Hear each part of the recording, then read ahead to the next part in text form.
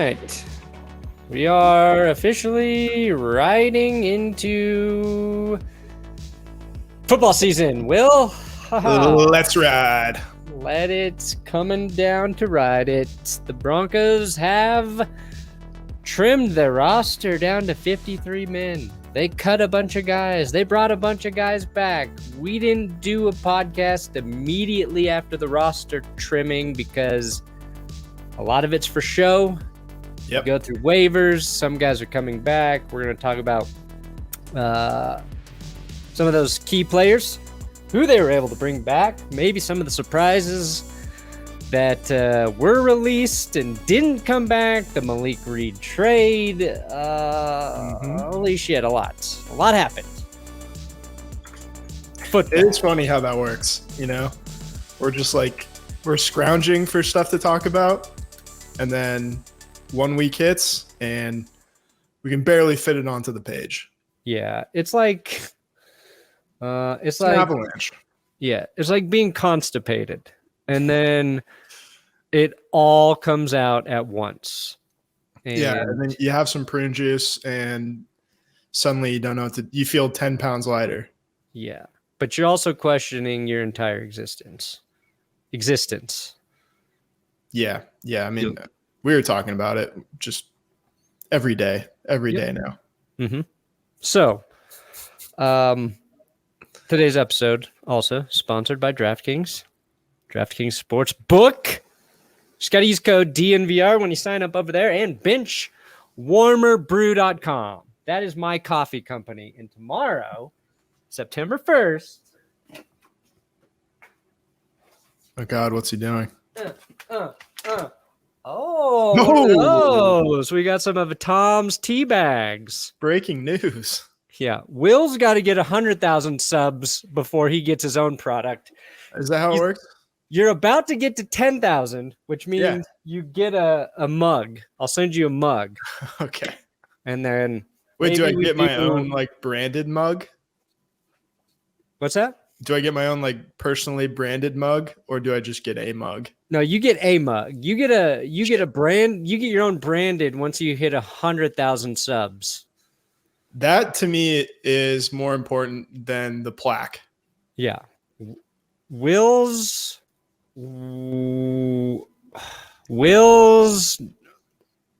wild coffee. Yeah, it's wild and it's spiked with ayahuasca.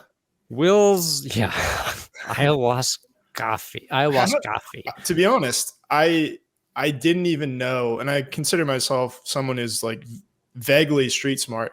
Had no idea what ayahuasca was before Aaron Rodgers talked about it. Oh, really? Yeah. Is it a thing? Oh, yeah. Dude. Is it like peyote or something? Kinda. I mean, they're all in different categories of hallucinogenics, but back in, let's see here, 2008, 9, I was thinking about paying to do a trip to South America to do ayahuasca. Oh, man. I was on my own spiritual journey back then before I realized it was all bullshit. And I was like, oh, I want to go there where they have this whole process and they guide you through the trip. And then you see God or the afterlife or some shit and you learn about yourself. I was like, I want to do it because I was trying to figure out my life. And that's usually when you're looking at all that stuff, you've got a lot of things in your own world you haven't figured out. So yeah, I for one don't want to gaze into my own life or being or life force. I don't want to know what's in there. Yeah. Not interested. Yeah. This podcast does not endorse psychedelics or hallucinogenics. We only endorse the traditional drugs. Yeah. The ones that ruin your liver, brain, or heart. Yes. The good ones. Just kidding.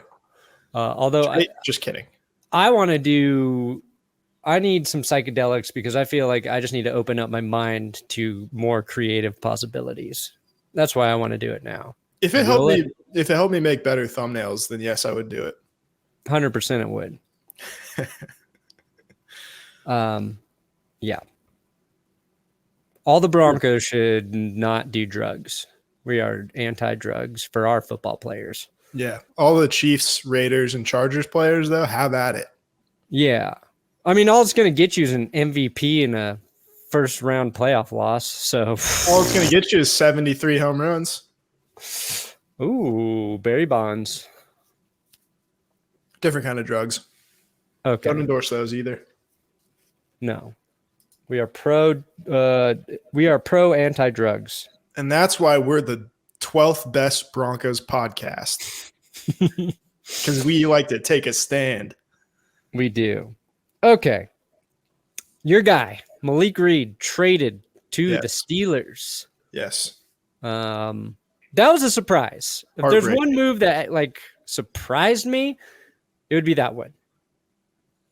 Yeah, I would agree. And actually, you know what? I disagree. Getting rid of him doesn't necessarily surprise me. I was a little surprised that they were able to get some compensation for him.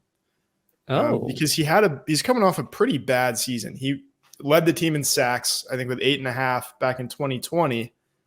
And then he showed that last year in a more expanded role after the Von Miller trade, he just kind of got pushed around in the run game. And when I think about him now, I have flashbacks to that Eagles game where they're running all over us, and he just got cleared out. Like, he was a non-factor in trying to stop the run. And so you already have a guy like that, Nick Bonito, who is a situational pass rusher. And not trying to insult him, but that's his role right now. Is he's not a run stopper. He is pretty much pass rush specialist. Yeah, exactly. So being able to trade him to a team that's going to use him was good for him.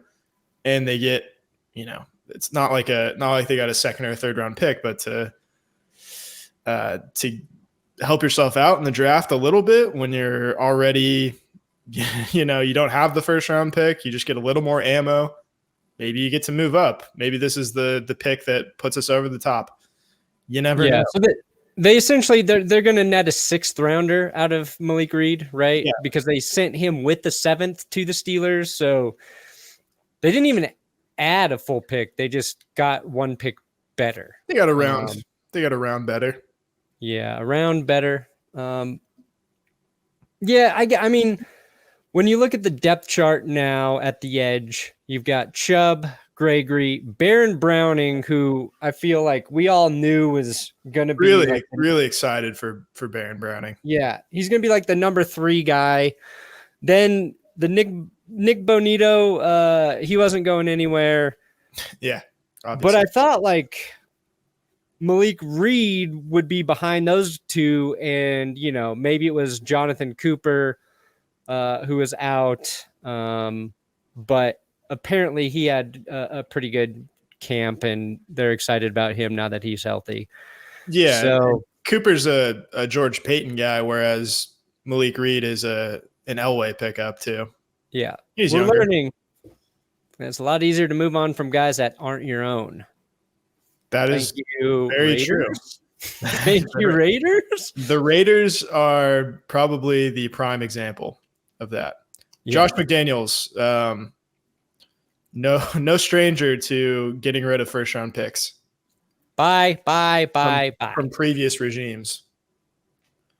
Yeah, I'm surprised they didn't try to hold on to Alex Leatherwood and at least get some. I feel like you can work with a guy who the problem is technique and get some better tape on him to actually generate a trade, or just work with him for another season and see if you can correct some of those problems.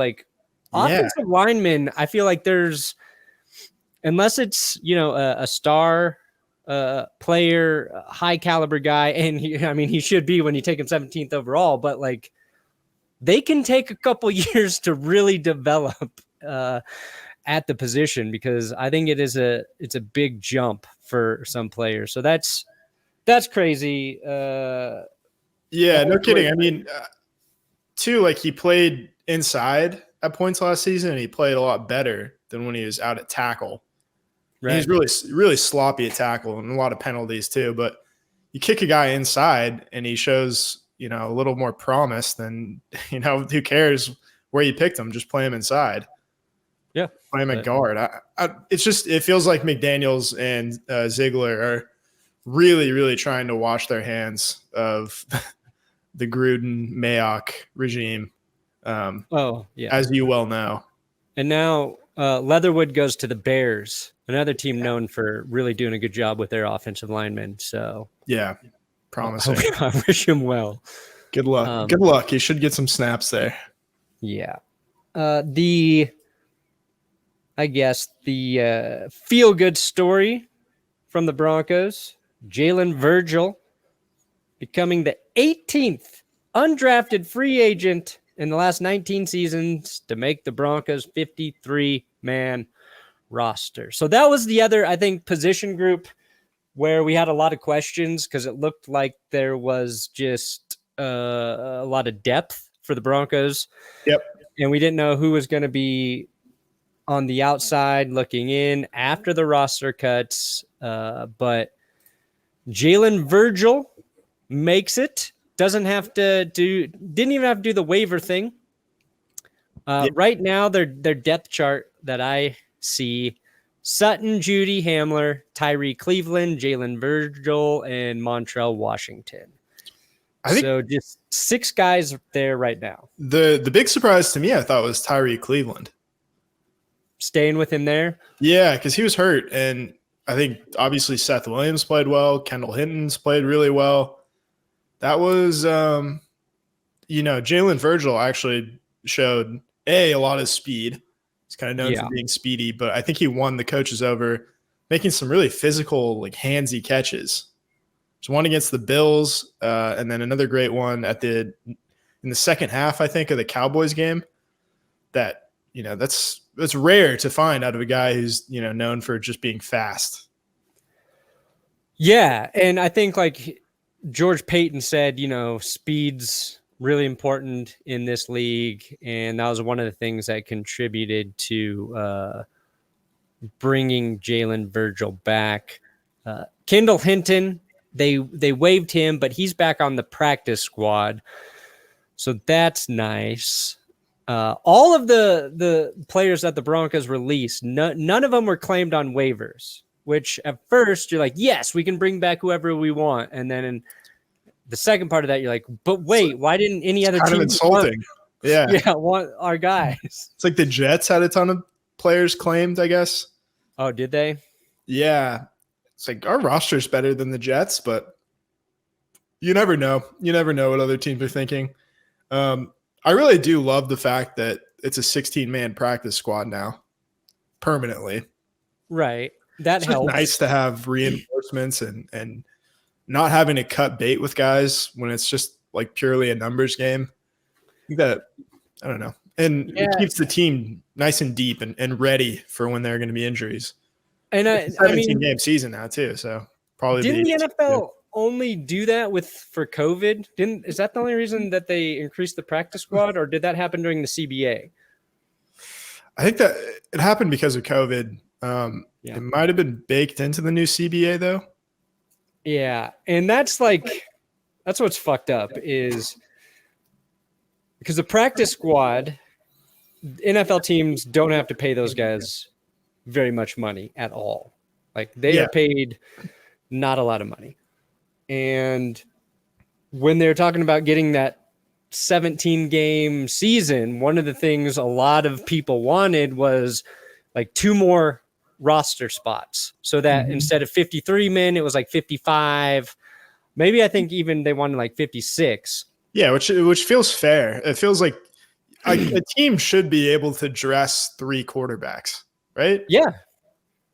It's strange that in a quarterback-driven league that you're only 2 injuries away from having to play Kendall Hinton at quarterback again. Right. But you have to pay salaries to 3 extra people, and NFL owners, that eats into their profit. So they did not want to increase. A really good point.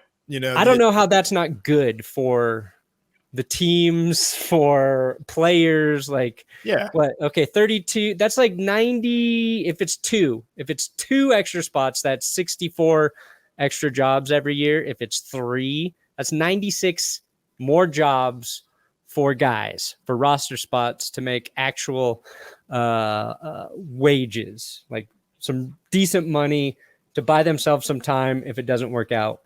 But this whole process is fucking weird, okay? Because this is another thing that's ridiculous. The Broncos had to cut Mike Purcell and Eric Tomlinson. Yeah. And those two men had to agree that they would come back and re-sign with the Broncos after they were cut. So it's a procedural move because they had to cut those guys so they could keep Greg Dulcich and Michael O.J. Mudia and then move Dulcich and Mudia to IR. Like the fact that the NFL makes them do that is so bizarre. It's stupid. And Purcell and Tomlinson, right, they're not waived, so they don't go through the waivers. They're released, meaning they can sign with other teams. Anybody. But if Peyton's like, hey, we're going to sign you back, we just have to do, like, why wouldn't you be able to do that before, right? Like, we're going to move these two guys to the IR list now, and then we'll keep Purcell and Tomlinson. It's really dumb. There's a lot of red tape that goes into this. And for, the most successful, the most profitable league in, I was going to say the world, but it's probably, some dumb soccer league. No offense to soccer fans, but the most profitable league in this country. It's Manchester United, you fuck. Probably. They earn more money than all of the NFL. Sorry, continue. The beautiful game. The fact that you have to jump through all these hoops is strange. It's take a page out of MLB or, well, maybe not MLB because they don't really pay minor leaguers anything. But the NBA seems to do things pretty straightforward. I don't know. This also just cut down day to me makes me feel grateful now for the USFL and soon to the XFL, because before then it's so many guys get cut. What do they do after this? They go work insurance jobs or at a restaurant or God knows what. And now there's actually outlets to get better at football and to hone their craft and give it another shot next year. Yeah. I mean, I won't be surprised if Josh Johnson's on the Broncos practice squad and then decides he's going to do some USFL ball and make some money in both the spring and the fall. Totally. But yeah, those leagues are completely needed. And I said that in yesterday's episode before I got into making joke after joke about whatever. I don't want it to come off like I'm making fun of any guy who's getting cut. And of course, somebody's in the comments why am I supposed to feel bad for somebody who has to go out and get a real job? Dude, fuck you, man. This is somebody, these are guys who spent their whole life working for this goal, right? Or let's not even college, the last 4 years, couple years of high school. This was their main thing. Yeah. And they got in. They're this close to achieving part of their dream. And then it ends. And they got to figure out a different plan. Yeah. It's do I feel bad for them compared to, the homeless man sleeping on the street? No, of course not. But it's we're human and we have empathy for people who, are so close to reaching the pinnacle and, fall a little bit short. Yeah.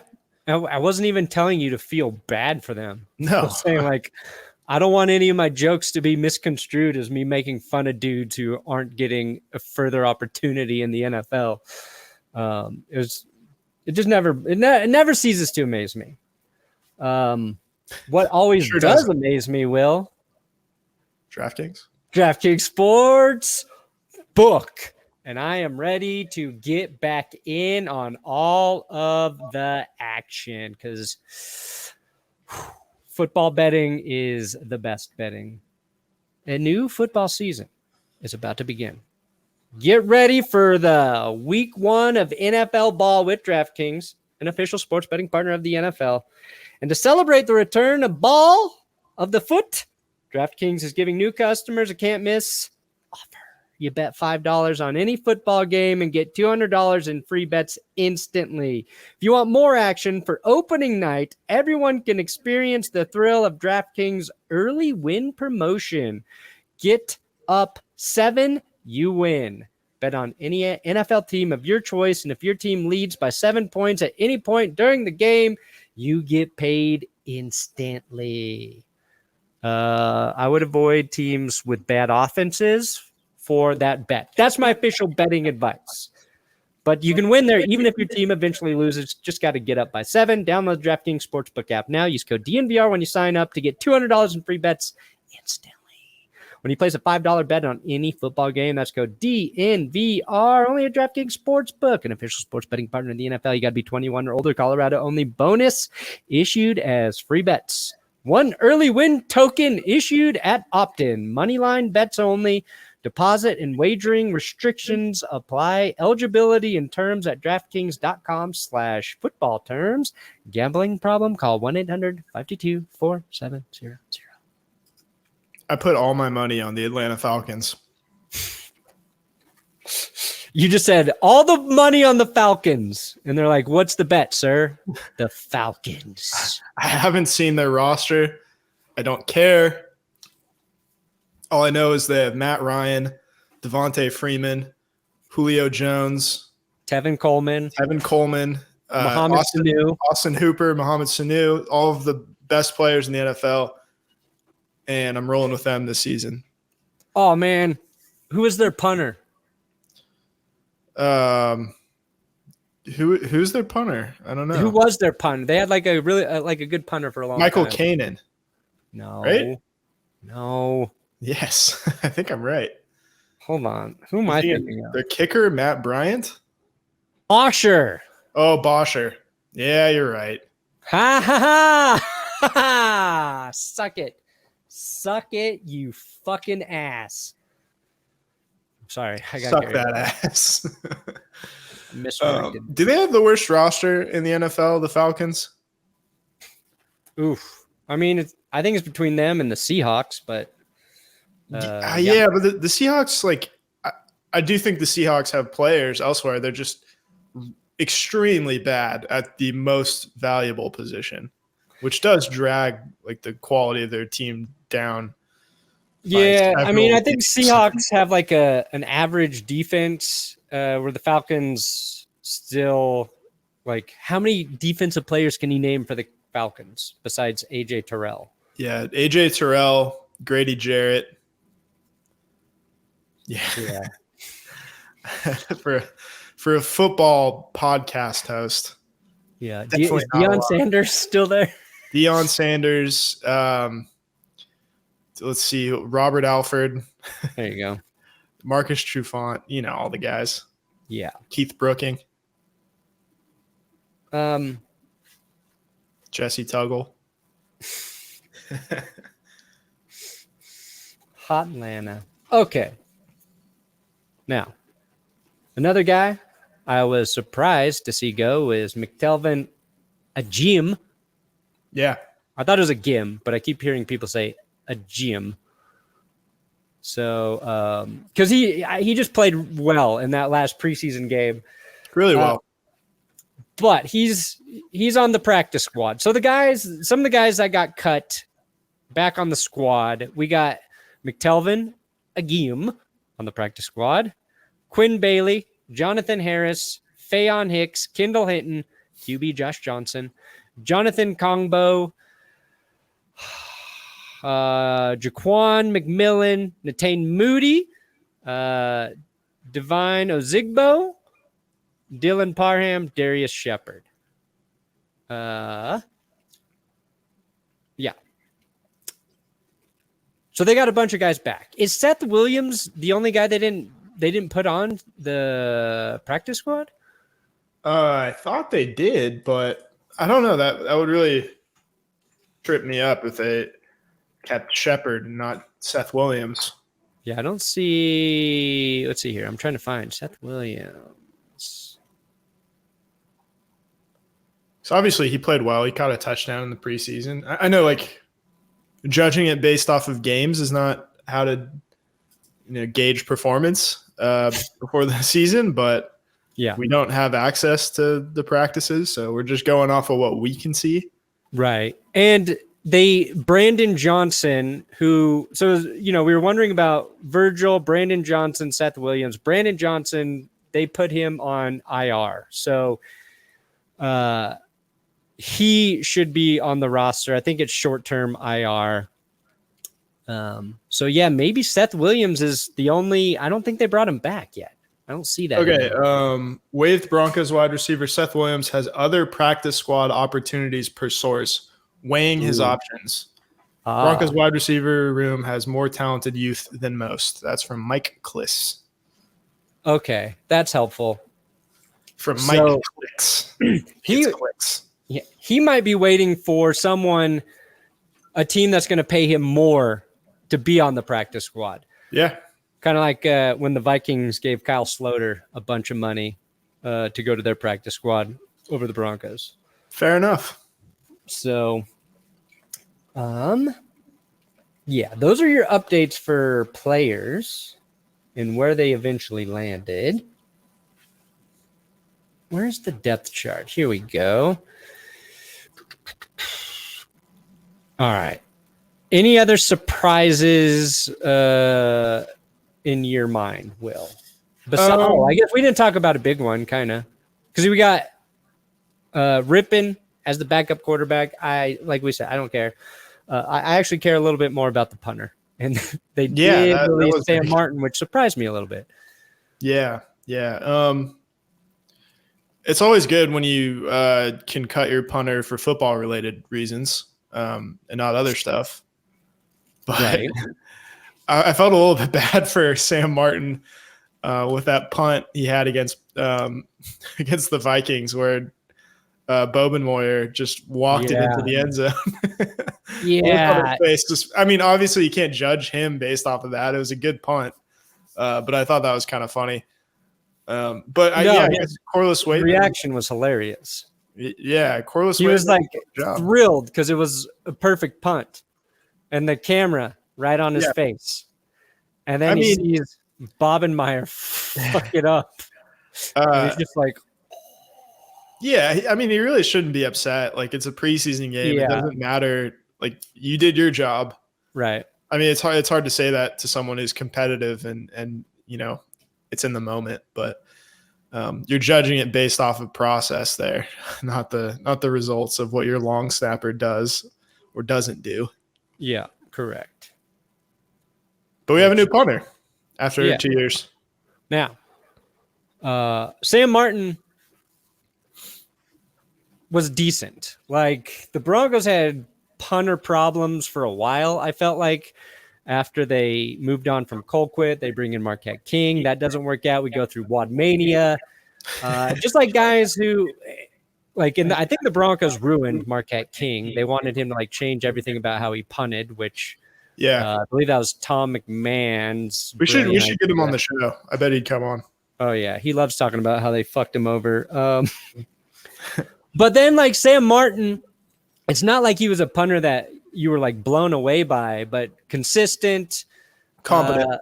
It was just like it was something we weren't complaining about.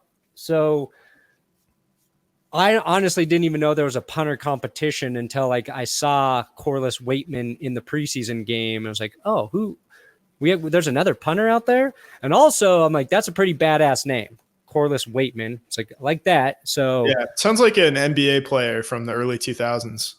Yeah, to me it sounds like he belonged like a sheriff in a western. Yeah, Corliss Waitman, keeping the law in order, and then he shoots like Biff Tannen off of a horse. We already have a sheriff though, so we'll have to think of a new nickname. Yeah, the waiting room, because that ball's hanging up there. for a long time. The holding cell. Yeah, hell yeah. So yeah, they released Sam Martin, who I guess apparently like set the record last year for net punting yards for the Broncos or something. Don't care. I don't know. And it was originally reported that he wouldn't take a pay cut, and that's why they went with Corliss Waitman. And then the Broncos said, no, we never asked him to take a pay cut. Corliss Waitman won the job based on performance. So I don't know what's true, but probably somewhere in the middle that they did want him to take less money. Like if you got two punters you think are about the same, and maybe you think Waitman has a little more potential, you're going to save some money where you can. At this point, like those are the positions where you do try and carve out an extra $1 million here or whatever for your salary cap. Yeah, I mean, I'm just going to venture a guess and say that money had something to do with this decision. Yeah. Because I'm working on editing the Raiders episode, and I'm like going through like old John Gruden footage when he's talking about cutting Khalil Mack, and he's just talking about money so frequently there. It's just like you're using money as a reason to not pay a player like Khalil Mack. Of course, money is going to be an issue when you've got a punter decision too. Is it wrong that I kind of, obviously hindsight's 20/50, but the decision to trade Khalil Mack and the return they got, I don't hate it. I don't hate the return, but you got to hit on the return, and they didn't. But they fucked up the picks, obviously. So I don't know. I mean, that weighs into it because they're terrible at drafting, and to get 2 first-round picks when you know you suck at drafting, obviously that factors into things. Yeah. I would have paid Khalil Mack. I would have kept Amari Cooper. And they still could have drafted Max Crosby when they did. And then they would have had 2 really good edge rushers at the same time. I don't know. They were the only team that would have benefited while they had Mayock and Gruden from just trading down. And I don't mean like for players or for extra picks. I mean just swapping a first rounder for a second rounder. They would have saved money. They would have drafted better players. It would have been beneficial as a whole. Yeah, it's like because what ultimately happened, it was all a mess. But there were, I don't know. You could look at it a lot of ways. Yes. And I don't want this to turn into a Raiders podcast because I'd rather eat thumbtacks than talk about the Raiders all the time. Because I just did. I'll do it. I got thumbtacks right here. I'll munch these right now. You eat those. We'll keep talking about the Raiders. Watch this podcast and figure out why Will's mouth starts bleeding. It's not mouth herpes this time.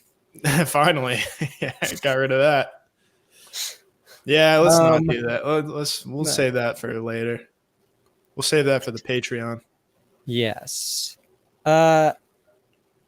Matt Henningsen makes the roster. So again, defensive line looks pretty solid, especially with Mike Purcell coming back for the depth there. They got a lot of linemen, and they're probably going to need it till they figure out exactly the perfect combo there. But Graham Glasgow makes the team. Luke Wattenberg still on the team. Yeah. So other than that, it's pretty straightforward. Moody is on the practice squad. Yeah. They waived him. He ends up on the practice squad. I guess out of all of their draft picks, the only one that got waived is Faion Hicks, who I think was their final pick. Yeah, and he's back on the squad. Yeah, he struggled a little bit when we saw him in the preseason. Yeah. Like a lot of guys in the Bills game. But, it's always good when you can hang on to everybody from your draft class. That's another good thing about the practice squad being expanded.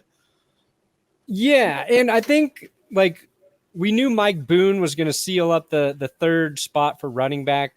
Booner. I do like that they had. I thought Divine Ozigbo had a few nice runs when he got, because he only got to play in one game for them. They signed him kind of late, but I think that's a solid back to have on your practice squad if somebody goes down and you got to move a guy up. Like, I was like, oh, I think there's something there with Ozigbo. So now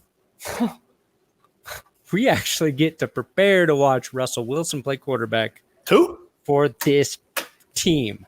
Wait, who are you talking about? There's this new guy in town. Yeah. A lot of people don't like him because he's short, Will. He probably doesn't get a lot of matches on Tinder. No. Everybody swipes the way that you are denied. Is that left? That was left, yes. Swipe left and it's no? That's correct. Okay, yeah. He gets swiped left so hard. People think he's a little bit cheesy, a little too short, but he's going to be the Broncos quarterback. And the wait is over. It's kind of like I did want to see him play during the preseason a little bit. But now that it's over, it's kind of a little more special to see him walk out on the field for the first time when it matters. Gets his old team on Monday Night Football. Joe Buck, Troy Aikman, Hank Williams Jr.